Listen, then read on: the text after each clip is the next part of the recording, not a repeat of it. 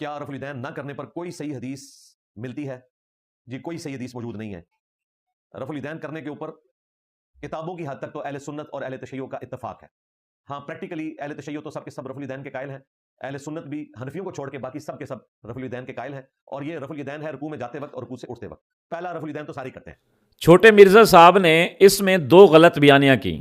پہلی غلط بیانی یہ کی کہ رفع الیدین نہ کرنے پر تو کوئی صحیح حدیث موجود نہیں ہے، اور دوسری غلط بیانی یہ کی کہ امام ابو حنیفہ کے سوا سارے لوگ رفع الیدین کرنے کے قائل ہیں، حالانکہ امام مالک رحمۃ اللہ علیہ رفع الیدین نہیں کرتے، بلکہ ان کی کتاب المدونۃ الکبریٰ کے اندر موجود ہے کہ امام مالک فرماتے ہیں لا اعرف رفع الیدین، کہ میں رفع الیدین کو نماز کی کسی تکبیر میں جانتا ہی نہیں، لا فی خفض ولا فی رفع الا فی افتتاح الصلاۃ، نہ اونچا ہوتے ہوئے، نہ جھکتے ہوئے، نہ اٹھتے ہوئے، سوائے نماز کے شروع کے۔ ایک تو یہ غلط بیانی۔ دوسری غلط بیانی کہ کوئی حدیث ہی صحیح نہیں ہے ترک رفع الیدین کی۔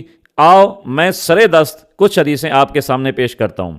پہلی حدیث رفع الیدین نہ کرنے کی، بخاری شریف حدیث نمبر 828، حضرت ابو حمید الساعدی رضی اللہ تعالیٰ عنہ نے صحابہ کرام کے سامنے نبی علیہ الصلوۃ والسلام کی پوری نماز پڑھ کر دکھائی، اس میں صرف پہلی تکبیر کے وقت رفع الیدین کیا، اس کے بعد کہیں بھی رفع الیدین نہیں کیا۔ اگر ہوتا رکوع کے وقت رفع الیدین، حضرت ابو حمید بخاری میں ضرور بیان کرتے، اگر یہ بیان نہ کر سکتے تو کوئی نہ کوئی صحابی تو ان کو ٹوک دیتا کہ بھائی رفع الیدین کا بھی ذکر کرو۔ نمبر 2، مسلم شریف حدیث نمبر 430، حضرت جابر بن سمرہ رضی اللہ تعالیٰ عنہ فرماتے ہیں کہ نبی پاک صلی اللہ علیہ وآلہ وسلم ہمارے پاس تشریف لائے اور آپ نے ہمیں رفع الیدین کرتے ہوئے دیکھ کر فرمایا مالی اراکم رافعی ایدیکم کانہا اذناب خیل شمس اسکنوا فی الصلاۃ، مجھے کیا ہے میں تمہیں رفع الیدین کرتے ہوئے دیکھ رہا ہوں، نماز کے اندر سکون اختیار کرو، یہ ایسا ہے گویا سرکش اور شریر گھوڑوں کی دمیں ہیں، نماز کے اندر سکون کرو، رفع الیدین نہ کرو۔